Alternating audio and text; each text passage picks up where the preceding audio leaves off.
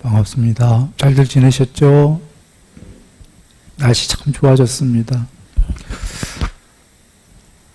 오시는 길도 좋았을 것 같습니다.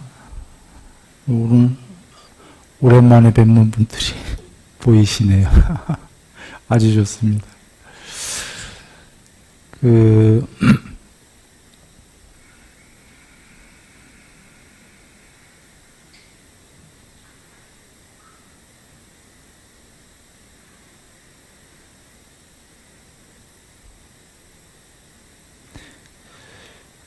이것이 저번 시간에 이것이 괴로움이다 사성제 중에요. 첫 번째입니다. 이것이 괴로움이다. 간단하게 얘기하면 생로병사가 괴로움이다. 그 다음에 사랑하는 것들과의 이별, 미워하는 것들과의 만남, 얻고자 하는 것을 얻을 수 없는 괴로움, 그리고 탐욕하기 마련인, 집착하기 마련인 오온, 몸, 느낌, 인식, 의도, 아래야식, 몸과 마음, 즉 존재 자체가 괴로움이다. 이렇게 끝을 맺으셨어요.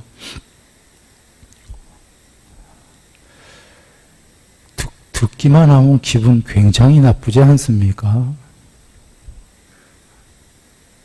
태어나고 싶은데 존재 자체가 괴로움이라니 뭔 종교가 이러냐, 그런 생각 안 드십니까? 우리야 이제 이해하니까 알지만 이런 종교를 처음 접하는 사람은 그럴 거예요. 아니, 종교가 행복하자고 종교를 하는 거지 다 맨 괴로움이래. 그리고 존재 자체가 괴로움이래. 이 듣기에 따라서는 굉장히 부정적이에요. 존재가 행복하고 싶어서 종교하는 거 아닙니까? 그런데 존재 자체가 괴로움이라니 언뜻 듣기엔 다 자살하자 같아요. 자살하고 말자. 아니면 괴로움이니까 괴로워 죽겠다 하고 살다가 괴로운 채로 죽자. 다른 종교들은요, 전부 다 존재가 행복이다예요. 그런데 사람으로는 행복 못할 것 같으니까 천상 가서 신으로 영원히 행복하자. 그 신도 존재잖아요. 그러니까 다른 종교는 신으로 행복하자든지 그 신으로도 안 될 것 같으면 더 높은 최고의 신이 돼서 영생하면서 100% 행복하자. 이게 일반 종교죠. 그런데 부처님만이 신 아니라 천하 없어도 존재는 괴로움이래네요.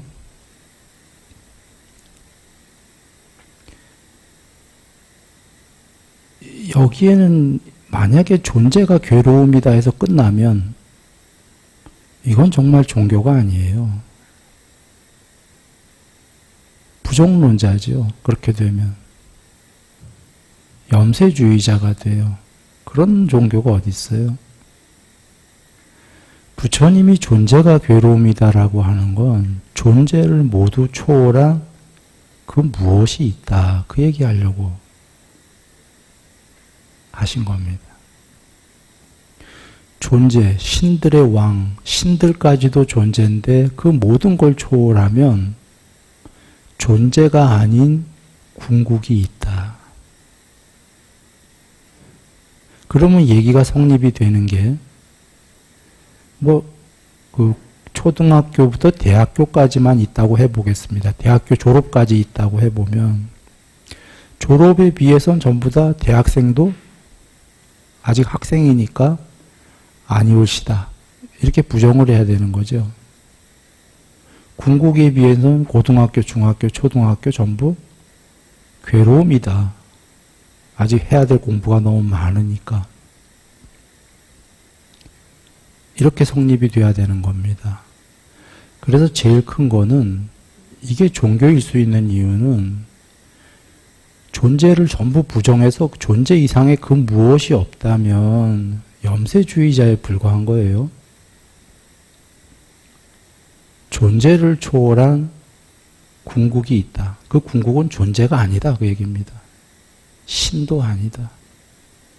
그래서 자주 얘기했지만 이 세계는 그림들이고 도화지 위에 그려진 그 그림들이 있으려면 반드시 그 안에 도화지가 있어야 되는데 도화지는 그림이 아니죠. 존재가 아니죠. 존재가 아닙니다. 근데 그게 이 그림의 세계를 다 알고 다 보는 전지전능한 반야다. 그런 얘기입니다. 그래 부처님은 쌍위따니까야에서 이 세계는 하얀 천 위에 요술로 그려진 그림이다. 그렇게 하신 거고 공자님은 그림이 있으려면 반드시 도화지가 있어야 된다. 공자는 이렇게 얘기했던 거고 노자는 옥황상제도 모양이 있다. 신들의 왕, 옥황상제 등의 신들이 있으려면 반드시 모양 없는 도가 있어야 된다. 이렇게 얘기했던 거고 1950년에 돌아가신 라마나 마하리시는 이 세계는 극장 가면은 영화다.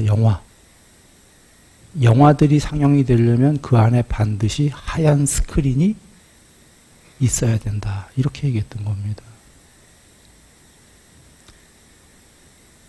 그러니까 그림들은 그림 위에 사람도 있죠. 신들도 있죠. 그려져 있죠. 그런 존재들이 있으려면 반드시 그 안쪽에 눈에는 안 보이지만 궁극이 있어야 된다. 그러면 이제 이것이 괴로움이다가 성립이 됩니까? 존재들은 그림이다 그러신 거예요.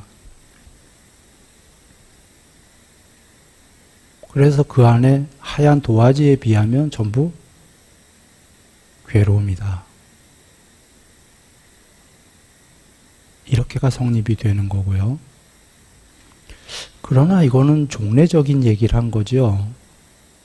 또 과정을 보면 그림의 세상에서는 뭐라고 그러셨냐면 존재들은 아까 사성제에서는 이것이 괴로움이다 했지만 다른 경에선 존재들은 괴롭기만 하지 않다 그랬어요. 행복이 있다 그러셨어요. 괴롭기만 하면 다 자살할 거다 그러셨어요.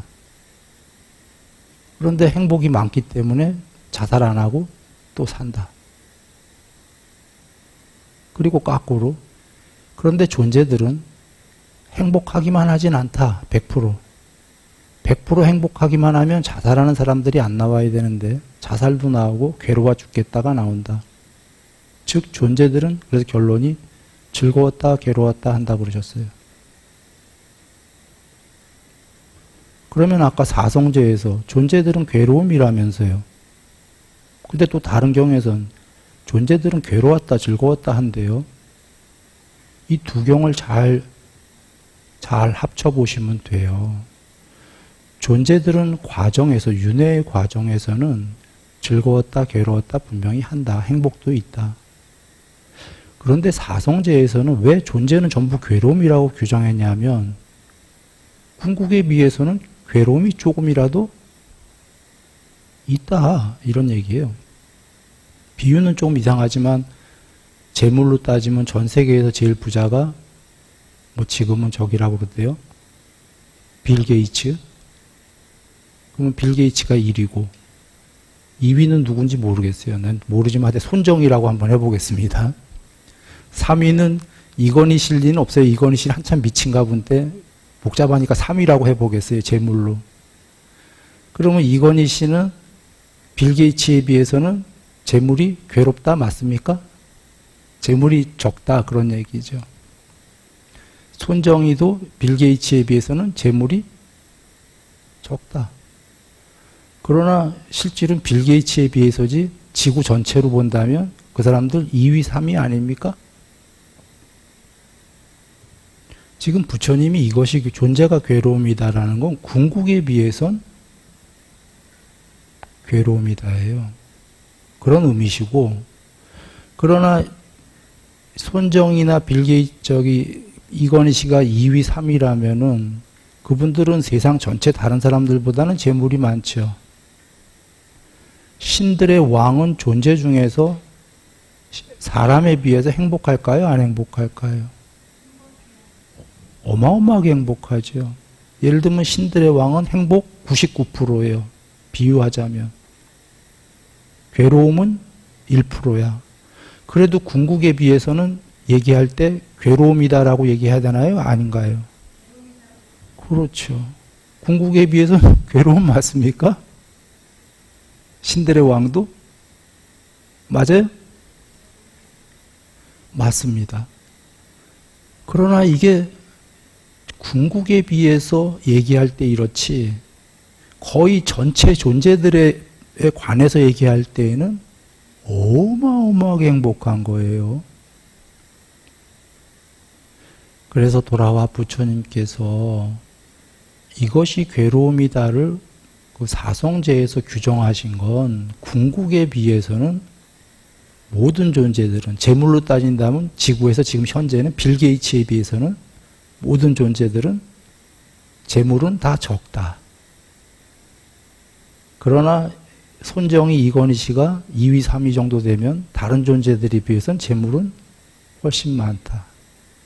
그러나 빌 게이츠도 지구에서 그렇지 우주로 따지면 별 볼 일 없다. 우주에 지금 많은 존재들이 있습니다. 빌 게이츠는 진짜 우주만 본다면 거의 최하위권일 거예요.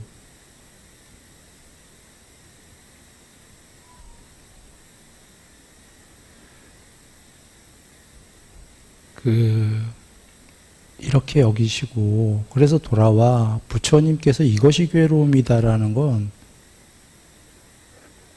궁극에 비해서지, 그래서 궁극이 되라는 말씀이지 전혀 부정적 언어가 아니다. 그러면 우리는 궁극이 되기 전에 아까 과정에서는 분명히 존재는 즐거움도 있고 괴로움도 있다 했으니까 행복과 괴로움이 있는데, 윤회의 과정에서 존재들은 행복의 퍼센트를 더 높일 수가 있어요. 괴로움의 퍼센트는 줄일 수가 있어요. 그리고 먼저 알아야 될 건 행복과 괴로움은 제로섬 게임이다라는 겁니다. 예를 들어서 행복 50, 괴로움 50일 때 행복이 55가 되면 괴로움도 55가 되고 이렇게 되는 방법은 없어요. 110이 되는 거잖아요. 행복이 55가 되면 괴로움은 줄어요. 45로. 두 개의 합산은 딱 100%입니다. 행복이 60이 되면 괴로움은 40으로 줄어요.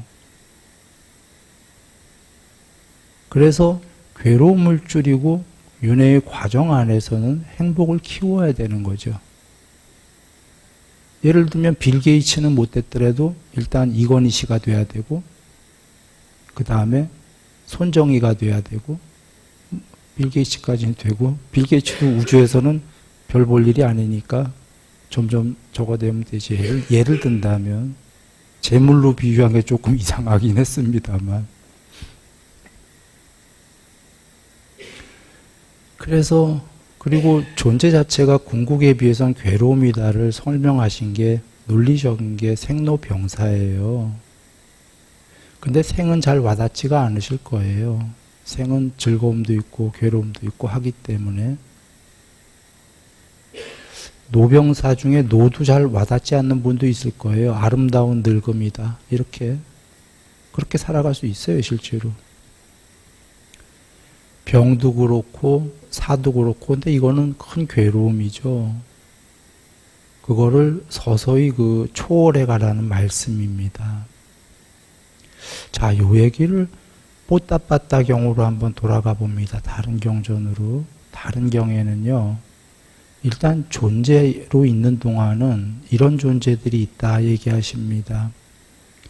거친 죽과 밥으로 집적된 뭉쳐진 존재들. 우리죠.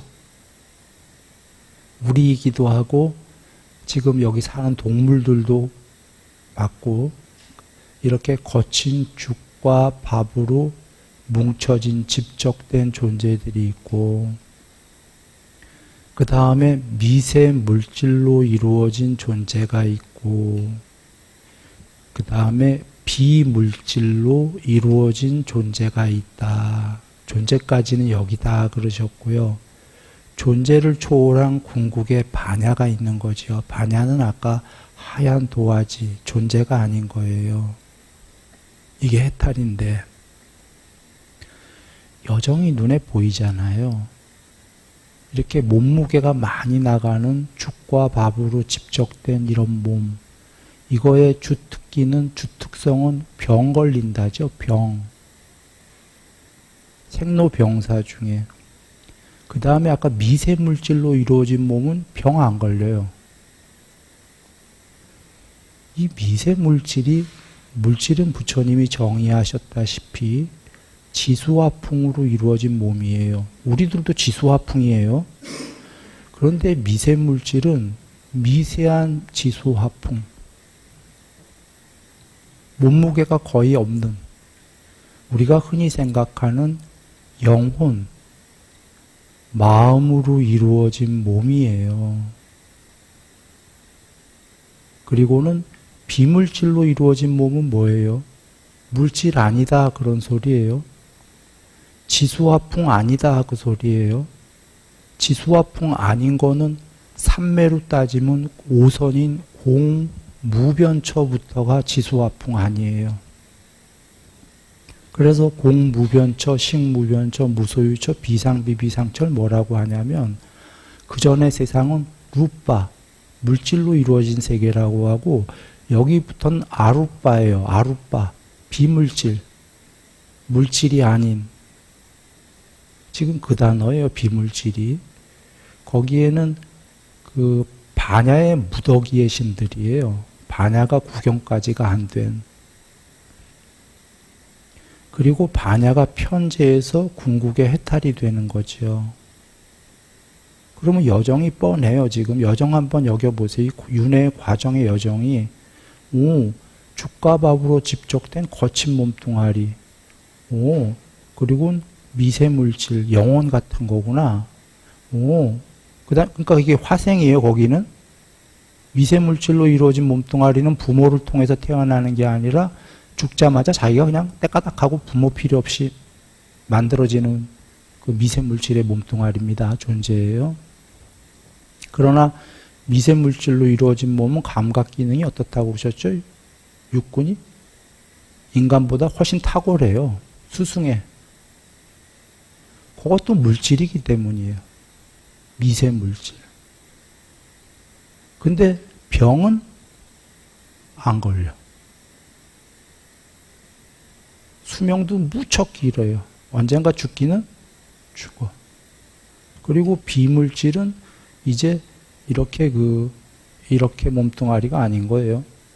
아까 영혼도 아닌 거고, 좀 편재해 가는 건데. 그러나 순수의식의 무덕이라고 하셨죠. 비물질의 존재들은 순수 의식으로 이루어진 존재다 그랬어요. 이렇게 몸뚱아리 모양이 아니라 순수의식인데 여전히 나와 너라고 편가르기가 있다. 여기까지가 윤회의 존재들이에요. 이거 초월한 게 이제 궁극. 그러니까 여정이 딱 보이잖아요. 그런데 여기서 미세물질이 꼭 좋은 것만은 아니에요. 미세물질은 저 위루도 천상의 신도 미세물질인데, 지옥도 미세물질이에요. 지옥도 미세물질로 이루어진 몸뚱아리여서 병 안 걸려요. 병 안 걸려도 좋은 게 아니라 여긴 더 괴로워. 너무 오래 살아. 그리고 감각기관이 탁월하다 보니까 사람은 요렇게 찌르면 좀 덜 아프지요. 요거 더 아파. 엄청나게 아파. 근데 거기다 요렇게 찌르는 게 아니라 쇳물을 못 버려요. 뜨거우니 펄펄 끓는. 얼마나 괴로워요.